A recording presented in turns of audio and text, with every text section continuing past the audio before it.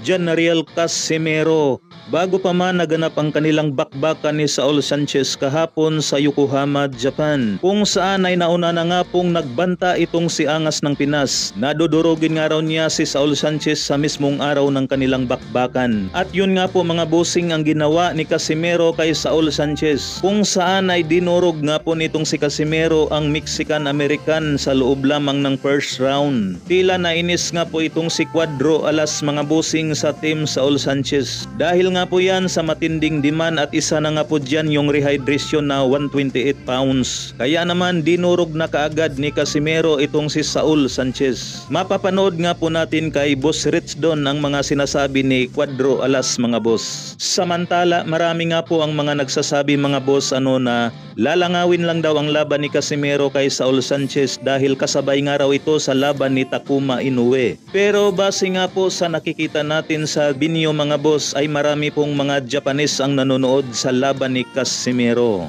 Nakita rin natin dyan sa mismong binyo ang head coach ng Omega Boxing Gym na si Doc J, kung saan ay sumisigaw nga po itong si Doc J mga boss na ano na. Nang iligpit nga po ni Casimero si Saul Sanchez. Ito pa balitang Casimero mga boss. Nitong mga nakaraang araw lamang, kung saan ay pinagtatawanan nga po itong si Casimero sa kanyang mga masusugid na basher. Sa kadahilan ng bigla nga raw itong nawala si Casimero sa BoxRec bilang number 1 Pinoy boxer. Pero matapos nga po ang kanyang napaka-impresibong panalo mga bossing laban kay Saul Sanchez, ay ibinalik na nga po ngayon ng BoxRec si Casimero mga boss bilang number 1 Pinoy pound for pound. Dito naman sa world rankings ng super bantamweight mga boss, kung saan pangalawa nga po ngayon si Casimero kay Naoya Inoue. Sa ibang balitang Casimero pa rin ito mga boss, kung saan bumanat nga po itong kanyang katman sa bansang Japan na si Reo Raiz, na kung di raw sikat itong si Casimero sa bansang Japan mga boss,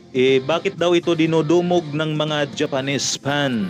Sa ibang balita naman mga boss, tila hindi nga po maganda ang napanood ni Canelo Alvarez sa Ariake Arena, Tokyo, Japan, kung saan ay natalo nga po sa kapwa Hapon ang kapatid ni Naoya Inoue na si Takuma Inoue. Dito nga po mga bossing ay kitang-kita na talagang malungkot si Naoya Inoue at halos katabi lang ito ni Canelo Alvarez. Matatandaan sa ating previous vlog mga bossing kung saan nasabi ko na ito na delikadong kalaban nitong si Seiya Tsutsumi. Dahil napapanood na natin ang mga laban nitong si Seiya Tsutsumi, talagang malupit ito mga boss. Naging undercard nga po ito sa laban ni Naoya Inoue at Tapales, kung saan ay kumatos nga po ang kanyang nakalaban mga bossing na si Anagutsi. Kaya ang the new WBA Bantamweight Champion of the World, Seiya Tsutsumi,